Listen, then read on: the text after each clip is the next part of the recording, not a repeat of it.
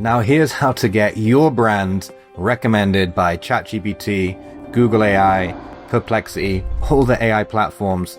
And normally you have to be absolutely huge. You have to be some big behemoth for this to happen. But I'm going to show you a little shortcut in here, and we're going to look at the actual data of what works and what doesn't, and what you actually need to do in order to show up inside of AI.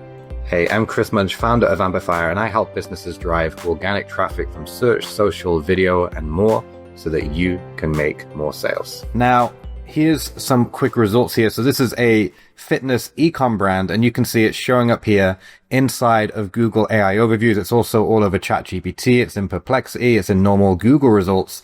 And this traffic converts like crazy. Okay. These are high intent searches. You can see some of it here has been redacted just to protect the client here.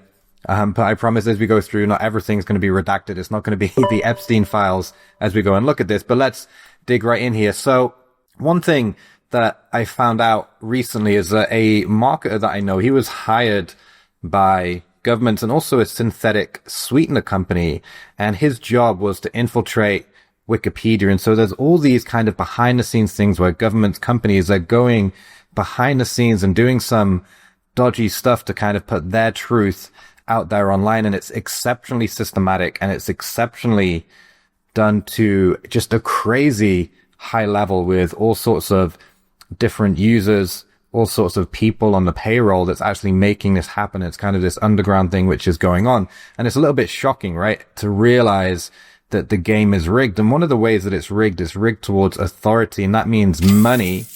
Money gets you recommended by AI. Okay. Money gets you recommended by Google. Okay. Because if you can spend the money on promotion, right, then you are able to get traffic. And I'm going to show you just how systematic or systemic this really is. All right. So how did they do it? Well, they understood something that most businesses don't realize, right? That your brand, your message, your voice isn't what you say it is. It's what the internet says it is. And so there's an information war happening right now, and data shows that big brands win by default. So if you're a small brand, you're in for a tough time. Okay. But I'm going to show you a shortcut with this. So essentially here you can see the sites that have been referenced tens of thousands of times online on all sorts of different websites and all sorts of different places across social media. All of this stuff, they get recommended by AI more often. If you haven't been recommended all that much, okay, then, you know, you'll get recommended less. And so something like, say, under 2,500 domains, you're not going to be recommended all that often. And if you're under 500 referring domains, so say 500 websites across the internet that have talked about you and linked to you in some way, then you're probably not going to be seen at all. Okay. And it's actually like just to get 2,500 different websites to talk about you and mention you, right, is a pretty big thing for a lot of brands in the first place. And getting it up to tens of thousands is just crazy. Okay. But we grew our own 100% independent brand on a shoestring budget. So we haven't had any funding. Okay. We're up against 9-figure funded brands in our industry. Okay. That have received hundreds of millions of dollars, yet we've been able to grow our traffic while many of them have actually seen their traffic drastically declining. Okay. We've done this by putting out great content, and we've also got some sneaky AI citations from some other big sites out there, which I'm going to share with you as I go through this video. Okay. But it's nothing compared to the millions in sales that we've actually done for clients, which is where we really focus our time. Okay. So I'm going to show you here what we did so that you can do the same thing as well. So I'm going to show you how AI actually decides who to recommend, what they're looking at. So I'm going to show you how AI actually decides who to recommend, the 5 signals that determine if you get recommended, if you get cited, the authority shortcut that you can use, and how to actually implement this for your brand this week to actually start showing up in AI. Okay. Now, you probably know this. Okay. So I'm not going to make a big deal about this, but AI traffic is growing. Okay. We know that ChatGPT is more popular. Google still number 1, but Google is giving AI answers all over the place, and people ask AI all the time. Okay. And the traffic from AI stays on the platforms in many cases. Okay. People aren't even leaving the AI. They're making the decisions. They may be going direct to the website, but over time, is going to be less and less. People will stay on the social media platforms and check out on the social media platforms. They'll stay in AI and they'll check out within AI. This is what's coming in kind of the next 5 to 10 years, maybe even in the next couple of years. And so if you're not in AI, your brand is essentially going to die. But even right now, a huge proportion of traffic is coming from AI answers. Okay. And so let's look at the data on what shows up in ChatGPT, in AI answers and AI overviews and Perplexity and all of these different platforms. And so AI actually gets its answers from a mix of places. Okay. So they all use their internal training data and then they do searches online. Okay. And so ChatGPT, you'd think that it would use Bing, since Microsoft put tons of money in, okay, to essentially, try and catch up with Google, which hasn't really worked. Google's moving ahead.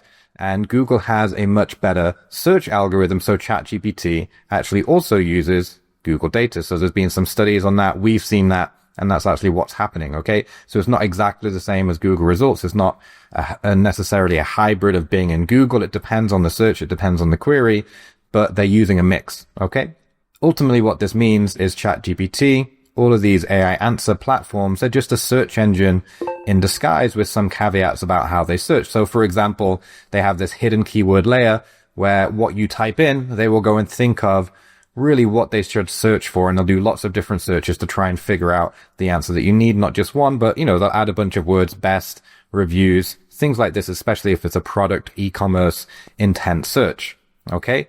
But here's where it gets really, really interesting, is that what actually shows up and feeds the answers and feeds the results, say in ChatGPT, in Google, a huge proportion of them, over 40%, are actually blog posts, okay? Such as the best product in category or the best product for X, all right? That's the type of thing which is showing up, all right? Like the best cell phone, all of these types of searches is actually bringing up very often blog content. But it gets even more crazy because your own best lists. So you can publish a top list about a topic, about products in your category. Okay. Put yourself as number one. And in many, many cases, okay, often 20, 30, 40% of the time, you will actually be referenced as the source of information. Okay. And so major brands like Shopify, Slack, Salesforce, HubSpot, they're all doing these self-promotional best lists. Now, what do you notice about those brands? They're all absolutely massive. So if you're a small brand, being able to do this is drastically harder. Okay. Now, as a small brand ourselves, we don't have hundreds of millions in funding. Okay. Some of these companies I just mentioned, they're in the billions. Okay. So they are able to get their content to be referenced by AI just from the fact that they are so big. But we've been able to do this too. And I told you not everything would be redacted. So here's one example up against a competitor worth hundreds of millions. Okay. Part of a 9-figure conglomerate. And, that's the type of thing that you'll be up against often in your own industry. And here we are being referenced in ChatGPT, not only for our opinions on our own brand and what we think is good about our own brand, but also what we've said about our competitors, okay? Because we did a comparison, we did a fair review, we talked about them, okay?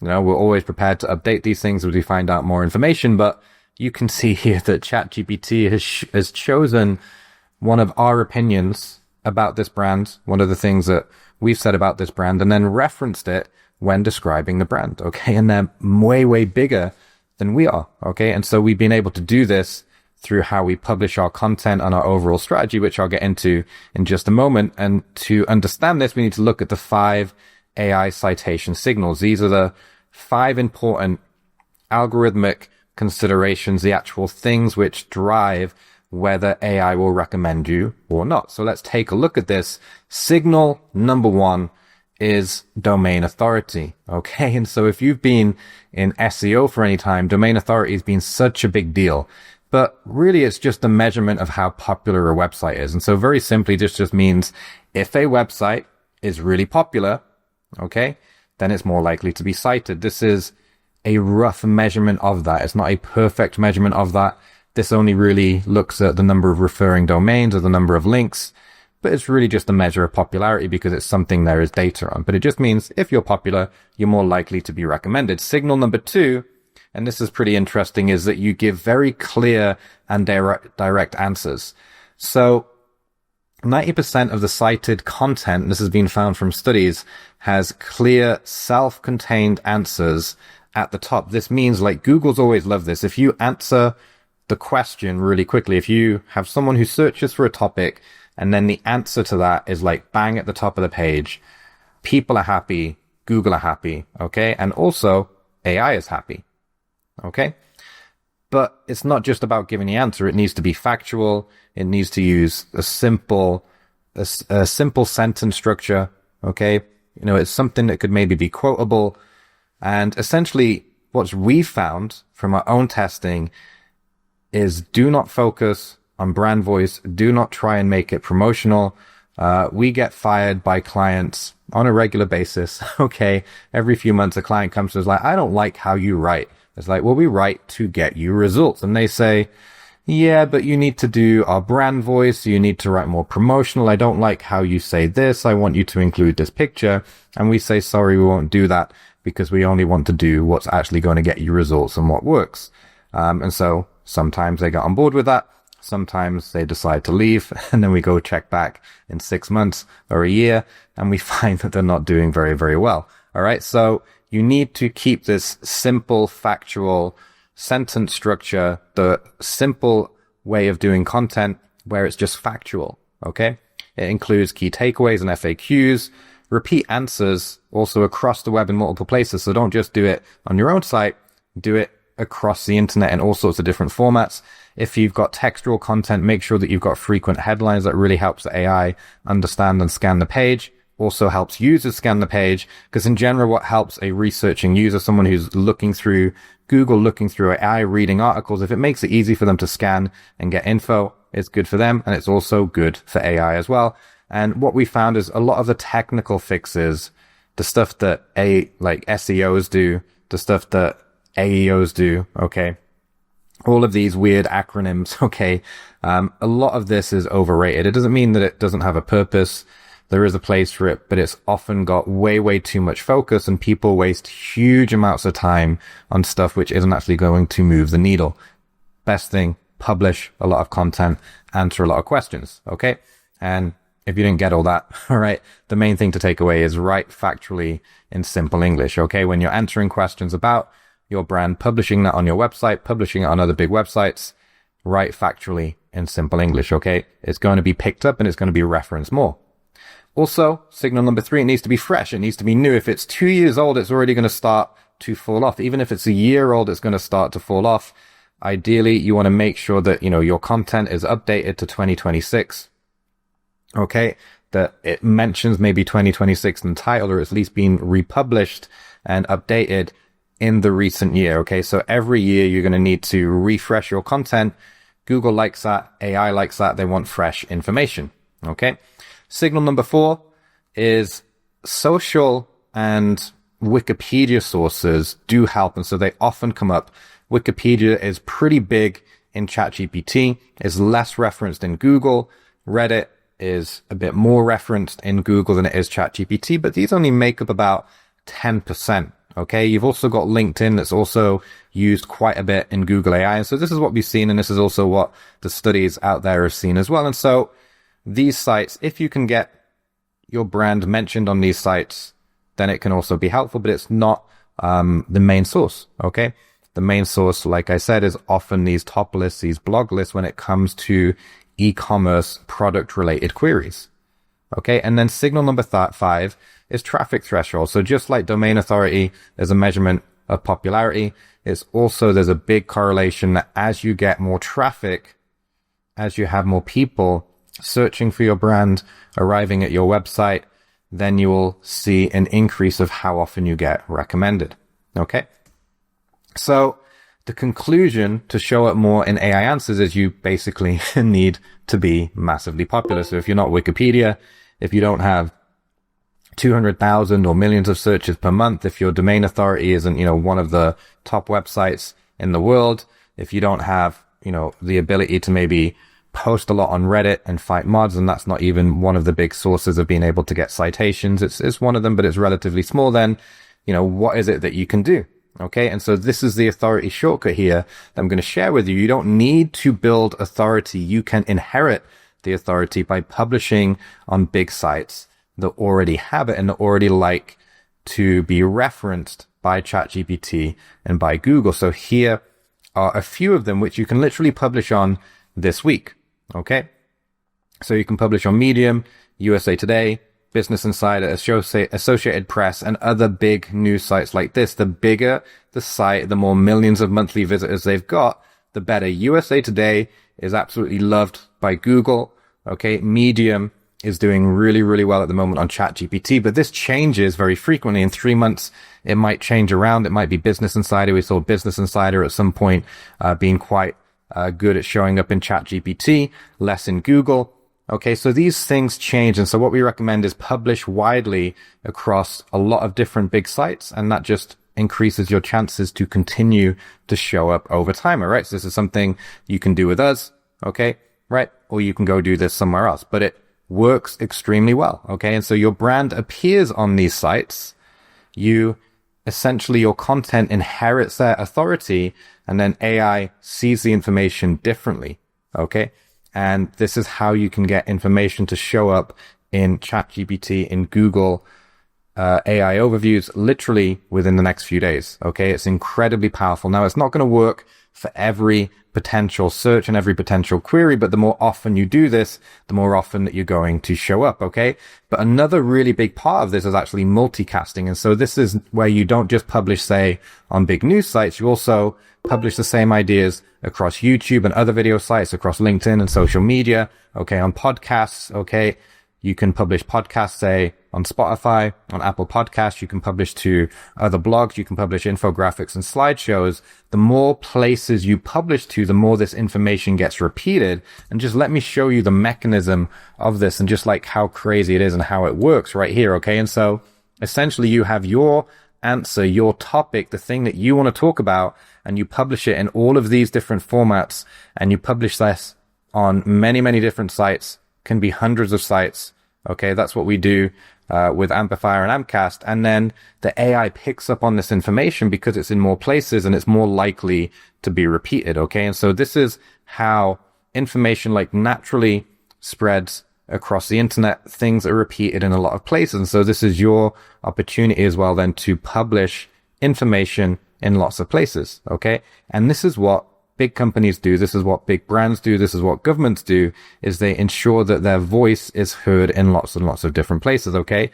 And so I'm mentioning this not so that you can go out and try and manipulate things. Okay. Because you can't just manipulate AI to say whatever you want. Okay. Because AI does check, it does some fact checks. It's not perfect. It checks it against its knowledge base and so on.